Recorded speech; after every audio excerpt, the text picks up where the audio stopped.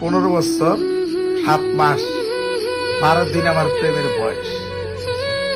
13 দিনের দিন মাকে বিয়ে বললাম, মা আমি লাভলিকে বিয়ে করব। মা বলল, এই মেয়ে যদি তুমি বিয়ে করো তাহলে আমি তোমাকে তেজপুত্র করে দেব। মা পছন্দ করেনি, আমার আর কিছু নাই। তাই আমি প্রথম লাভলির কাছে চিঠি লিখলাম রাত্রে 11টা 10-এ প্রথম চিঠি লিখলাম, লিখেছিলাম। হঠাৎ করে বসেছিলাম জানালার পাশে, তারপরে নারকেল গাছের পাতাগুলি ঝরঝর করে উঠল। তখনই মনে পড়ে গেল তোমার কথা।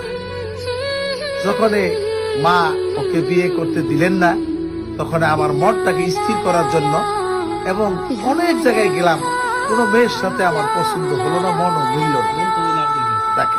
তো লাভলিকে আমি চাই। তখন ওকে বিয়ে দিয়ে দিলাম আমার এক বন্ধুর কাছে।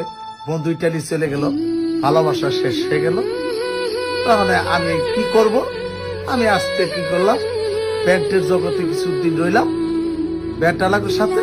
তারপর আস্তে মনটা স্থির করার জন্য আমি বাউল করে ঢুকে গেলাম। লাভলি জানে যে আমি বিয়ে করিনি।